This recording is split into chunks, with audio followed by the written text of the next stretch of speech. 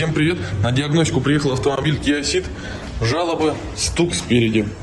Сейчас будем делать диагностику и смотреть, что же там стучит. Итак, провели диагностику на автомобиле. В ходе работ было выявлено, что стук идет из левой шаровой.